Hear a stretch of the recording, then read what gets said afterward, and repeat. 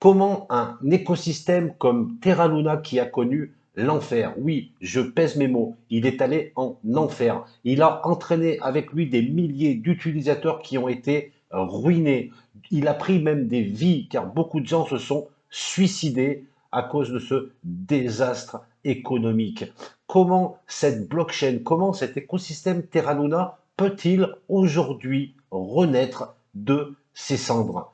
C'est le cadre de réflexion que j'ai envie de poser dans cette vidéo. Si ça t'intéresse, reste avec moi. On va en discuter juste après ça.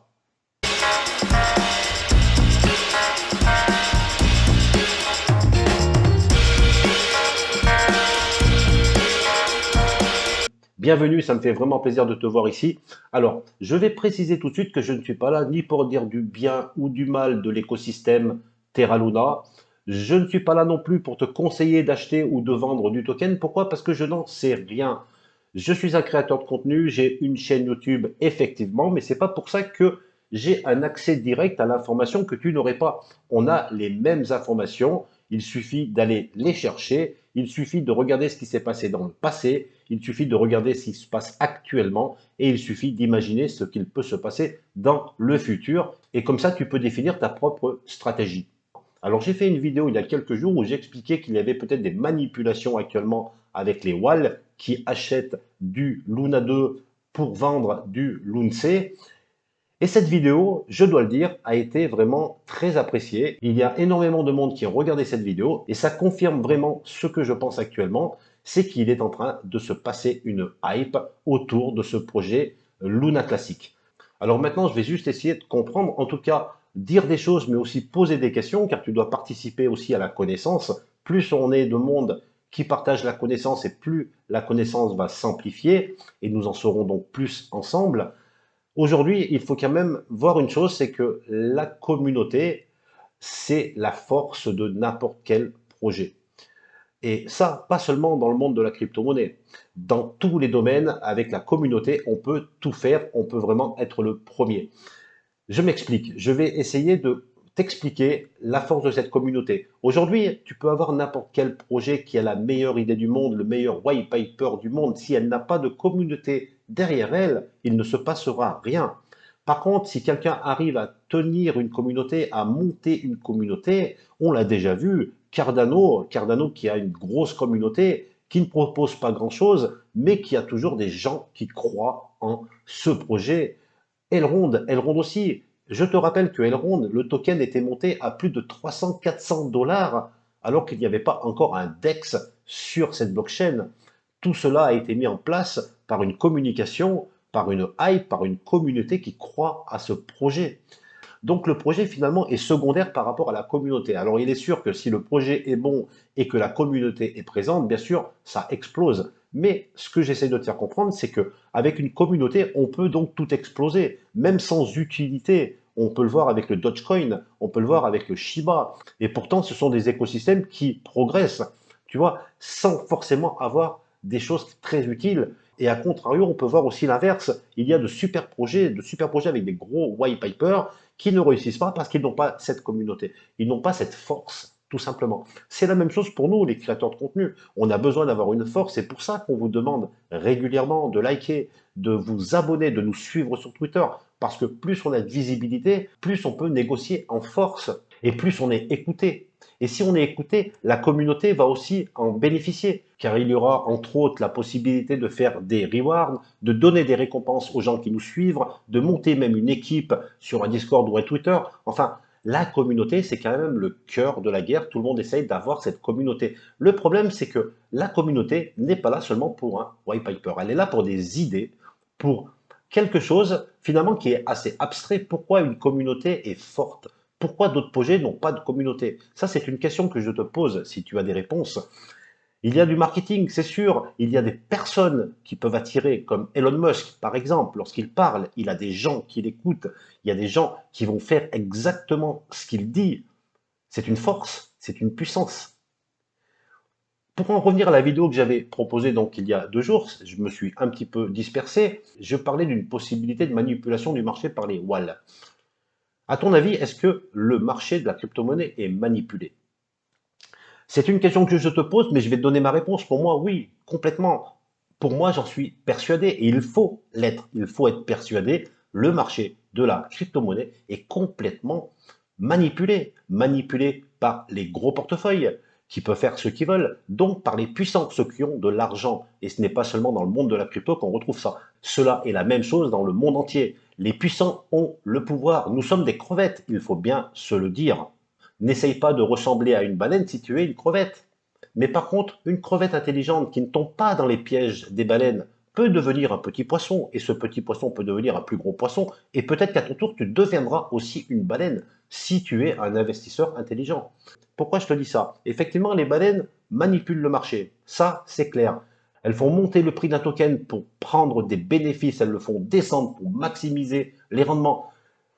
Mais pourquoi? Parce que tu tombes dans leur piège. Tu achètes lorsque ça monte et tu vends lorsque ça baisse, alors qu'il faut faire l'inverse. Ne pas acheter sur une bougie verte, ne pas vendre sur une bougie rouge, mais faire l'inverse. Si tu vois un cours qui monte, n'achète pas. Attends la correction. Et dans ces cas-là, tu ne donneras pas ta liquidité aux baleines. Tu seras une crevette intelligente. Et tu deviendras petit à petit un petit poisson qui deviendra plus gros, comme tu as expliqué, et peut-être une baleine. Et lorsque tu seras une baleine, n'oublie pas que tu feras la même chose que font les baleines actuellement. Sauf que tu n'appelleras pas ça de la manipulation, tu appelleras ça de l'investissement intelligent, tout simplement. Tu auras la puissance, tu pourras manipuler les cours et tu t'en priveras pas pour gagner de l'argent. Donc on se disperse par rapport à Terra Luna, mais je pense que c'était important pour te parler de la force de la communauté. Aujourd'hui, Terra Classic a une communauté qui est énorme. Qui est derrière? Il y a les Terra Rebelles. Les Terra Rebelles sont en train de négocier. On va voir ça. Qu'est-ce qu'ils négocient actuellement avec les différentes plateformes centralisées? Mais en tout cas, pour revenir un petit peu à la renaissance de cet écosystème Terra Luna, il faut bien comprendre que plein de gens n'ont pas accepté le fait, non pas de perdre de l'argent, ça on ne peut jamais l'accepter, mais n'ont pas accepté le fait que Terra Luna était quand même une blockchain très intéressante, très intéressante, qui proposait énormément de nouveautés, de protocoles de smart contracts. C'était une blockchain qui était en train de progresser. Rappelle-toi, juste avant le crash, cette blockchain a tiré du monde.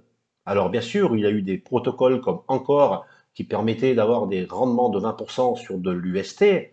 Alors aujourd'hui, on peut en rigoler, mais à l'époque, beaucoup, en tout cas, ont gagné de l'argent grâce à ces protocoles. Il y avait quand même quelque chose qui était nouveau dans cette blockchain. C'était une blockchain qui était puissante, une blockchain qui était nouvelle, une blockchain qui montait, qui n'arrêtait pas de monter. Elle est peut-être montée trop vite, effectivement. En tout cas, le résultat, c'est qu'elle a complètement sombré. Mais aujourd'hui, beaucoup de gens, la communauté, n'acceptent pas. N'accepte pas parce qu'elle a la foi, tout simplement, elle a la foi à cette blockchain. C'est comme une religion. Il y a des gens qui ont la foi pour la religion. Et là, bah, c'est la même chose. La communauté est toujours là. Et c'est ce qui me fait dire que finalement, ce qui se passe aujourd'hui, on peut dire plein de choses. On peut dire du négatif, du positif. On peut dire oui, on ne revient pas sur quelque chose qui a sombré, mais la communauté est toujours là. Ce qui veut dire que cette blockchain a de la puissance. Elle a de la puissance qui est endormie peut-être, mais qui est vive, qui se trouve encore au cœur de cet écosystème. Est-ce que tu vois ce que je veux dire au niveau de cette communauté? Donc avoir une communauté, c'est bien, c'est beau, mais encore faut-il avoir un petit plus pour vraiment pouvoir redémarrer. Donc elle a redémarré doucement. Aujourd'hui, il y a des propositions qui sont faites dans le sens de brûler des tokens pour réduire la supply, tout simplement parce qu'on a vu le prix aujourd'hui qui est proche des zéros, qui aujourd'hui est remonté quand même, elle est à 0,30. Mais pour pouvoir retrouver des niveaux, alors peut-être pas des niveaux qui étaient le Luna avant le crash, mais des niveaux de 0,1 $ ou même 1 $ comme certains le disent. Encore une fois, je ne suis pas là pour te prédire des choses que je ne sais pas, mais en tout cas au niveau de la technologie, ce qu'ils essayent de mettre en place, c'est tout simplement un burn. Alors un burn, c'est quoi? C'est de brûler des tokens, c'est de les enlever en fait de la total supply. Généralement, comment ça se passe concrètement? On prend des tokens, on les envoie sur un wallet qui n'appartient à personne, un wallet qui ne peut pas être donné à une personne, et ces tokens en fait sont stockés sur ce wallet et ne pourront plus revenir dans la supply. C'est tout simplement ça. Donc, ils essayent de brûler des tokens pour faire quoi? Pour réduire la total supply et donc pour réduire l'inflation, pour même être éventuellement déflationniste. Réduire la supply d'un token, quels sont ses avantages? L'avantage premier, c'est que le prix généralement va augmenter. En effet, c'est la rareté. Moins tu as de jetons, plus le prix augmente. Mais attention, il y a une autre variable qui est importante, c'est la demande. Encore faut-il que la demande soit supérieure à l'offre, comme pour l'or par exemple. Si la demande est toujours aussi importante qu'actuellement, parce qu'aujourd'hui il y a énormément de volume sur le Luna classique en tout cas, donc si avec ce système de burn, et si, donc ça fait beaucoup de si, et si la demande reste supérieure à l'offre, ou en tout cas égale à l'offre, par un effet mécanique, effectivement, le token va prendre de la valeur. Et ça c'est mécanique, ça se passera comme ça. Le risque, c'est que la demande s'écroule complètement et que le burn finalement ne serve pas à grand chose. Donc il y a quand même des risques, tu vois. Mais encore une fois, ce système de burn, alors ce burn, je ne vais pas trop rentrer dans le détail parce que c'est plutôt là, dans cette vidéo, c'est plutôt un cadre de réflexion. Ce système de burn est de 1,2% pour tous les swaps que tu vas faire sur la blockchain Terra. Tous les swaps que tu feras seront taxés à 1,2% et c'est 1,2% du montant, qui sont donc des frais, seront burnés, donc seront envoyés vers un wallet, et donc ces tokens ne bougeront plus. Et aujourd'hui, on voit qu'il y a énormément de volume, mais énormément, autant, et ça dépasse même Ethereum sur certains jours. Il y a du volume de fou sur ce Luna classique. Donc si ça continue comme ça, effectivement, avec le système de burn, bah, effectivement, on va avoir mécaniquement un prix qui va augmenter. Alors ils ont aussi comme objectif, donc il y a eu des propositions qui ont été émises à la communauté, de pouvoir faire un burn, proposer plutôt un burn pour les plateformes centralisées. En particulier Binance. Alors il n'y a pas que Binance, il y a d'autres, hein, KuCoin, d'autres plateformes centralisées, mais encore une fois, Binance est celui qui fait le plus de volume de transactions au niveau, de toute manière, entre tous ces plateformes centralisées, mais en tout cas, particulièrement sur le token Luna classique. Et CZ est en train de réfléchir à une possibilité de faire un burn, effectivement, qui ne serait pas sur la blockchain, mais qui serait sur une plateforme centralisée. Et aujourd'hui, ils sont en train de discuter. Il y a une discussion entre les Terra rebelles, qui sont un petit peu les validateurs, les conservateurs qui gèrent la communauté de cette blockchain, qui sont en train de discuter pour essayer de trouver une solution. Donc, c'est une solution qui n'est pas facile à mettre en place. Pourquoi? Parce que on ne peut pas facilement placer comme ça une taxe supplémentaire sur une plateforme centralisée qui serait payée, il faut bien le comprendre. Ce qui veut dire que si tu achètes ou si tu fais du trading avec du Luna classique, tu vas payer en plus de tes frais que tu payes aujourd'hui à Binance, tu payeras en plus pour faire du trading avec le Luna classique, tu payeras une taxe de 1,2% en plus. Donc c'est pas facile à mettre en place et il y a aujourd'hui beaucoup de discussions entre CZ et les conservateurs de cette blockchain Terra classique. Alors il y a une chose qui est sûre, c'est que CZ a toujours dit depuis le début qu'il essayera, dans la mesure du possible, d'aider cet écosystème Terra Luna. Il l'a dit. Maintenant, de quelle façon cela va être mis en place, on n'en sait rien. Il y a des discussions. N'oublions pas que CZ est un investisseur.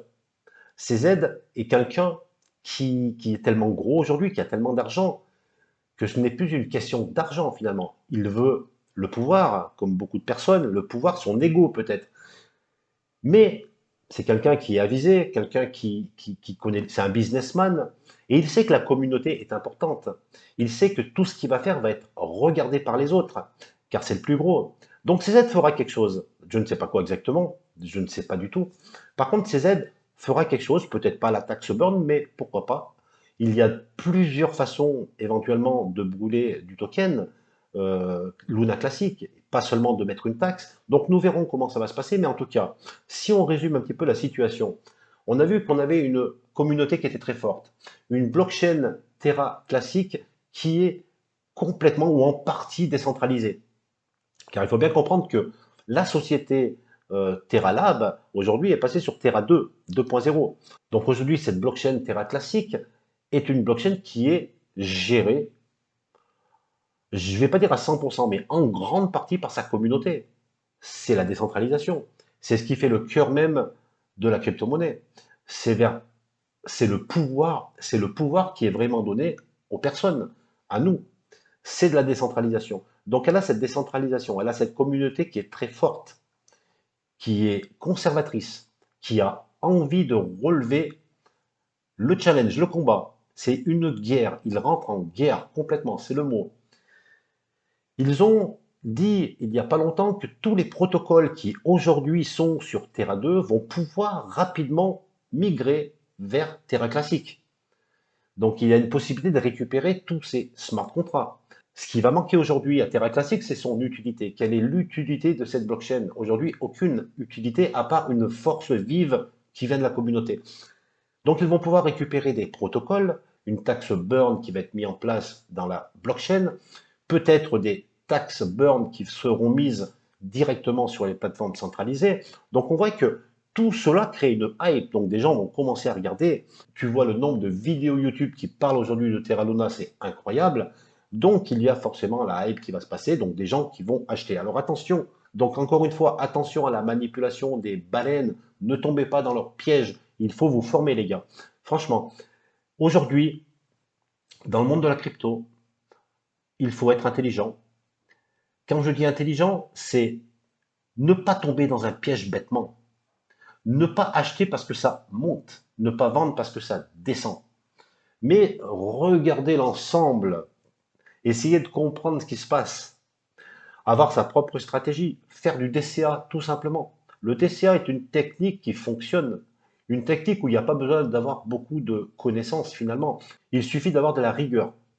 Il suffit de déterminer un nombre de tokens, car il faut diversifier, et ensuite, et ensuite, il n'y a plus d'émotion. Tu appliques la règle. Si tu dois acheter tous les mois, tu achètes tous les mois. Si tu dois acheter 200 dollars de tokens tous les mois, tu achètes 200 dollars de tokens tous les mois. Et tu ne regardes pas les graphiques. Tu n'as pas besoin, car tu es sur le long terme. Le holder doit se dire, ne doit pas paniquer. Tu ne dois pas paniquer à la moindre annonce. Tu ne dois pas paniquer parce qu'il y a une correction. C'est ce que cherchent les baleines. Lorsqu'il y a une correction, toi, tu vas vendre parce que tu as peur que ça descende, tu as peur que ça se reproduise. Et bien là, tu fais le boulot des baleines qui récupèrent ta liquidité. Et derrière, le cours va remonter. Et toi, tu auras perdu. Voilà. C'est pour ça que je dis intelligence. C'est pas dans un sens d'intelligence voilà, spirituelle. Alors, je me suis peut-être un peu dispersé dans cette vidéo. J'ai parlé de beaucoup de choses finalement, un petit peu de partout. Il va falloir que je m'organise un petit peu plus si je veux faire ce genre de vidéo. Mais en tout cas, on vient de voir quand même les côtés positifs. Enfin, pas les côtés positifs, mais on a essayé de voir, de réfléchir à pourquoi il y avait cette hype au début. Pourquoi le token a pris 500% ou 400% en l'espace de 2 mois. Je parle du Luna classique.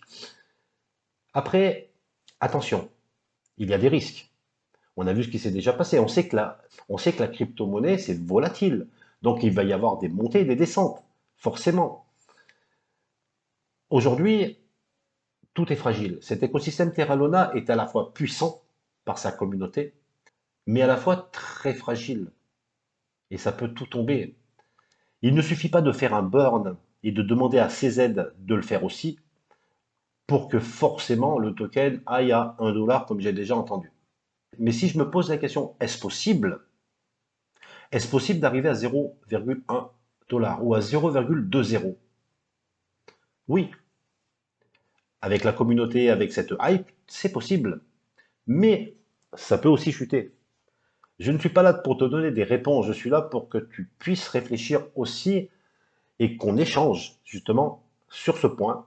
Je parle de Terra Luna parce que c'est un véritable cas d'école, une blockchain qui était énorme, qui a fait beaucoup de choses, qui s'est complètement écroulée et qui aujourd'hui renaît de ses cendres. Je pense que je vais suivre cette information, non pas encore une fois pour te conseiller quoi que ce soit au niveau de cette blockchain, mais pour essayer de comprendre la psychologie un petit peu ou les techniques qui font que, effectivement, un projet peut percer. Parce que Terra Luna peut repartir vers le haut, tout simplement. Mais avant ça, il y aura vraiment une guerre de volatilité et il va y avoir des gens qui vont vraiment perdre de l'argent aussi. Si tu n'es pas fort psychologiquement, tu vendras à chaque fois que ça baisse et tu vas acheter à chaque fois que ça monte. Et encore une fois, si tu dois retenir une seule chose de cette vidéo, n'achète pas quand c'est vert et ne vends pas quand c'est rouge. C'est un peu plus complexe que ça. Voilà. Eh bien écoute, j'espère en tout cas que ce contenu t'a plu. Je ne sais pas exactement si j'ai réussi à faire passer mon message, mais en tout cas, ça m'a fait plaisir. Et moi, je te dis à très vite pour de nouvelles vidéos. N'oublie pas de t'abonner, c'est très important pour nous. La visibilité, on vient d'en parler, la communauté, c'est le plus important. Il me faut de la communauté, il me faut de la visibilité. Alors, abonne-toi, mets un like, un commentaire, partage cette vidéo. Tu peux aller aussi sur le Twitter pour follow. Tu viens sur mon Discord pour échanger. Il y a aussi le groupe Telegram. Sur ce, je te dis à très vite pour de nouvelles vidéos.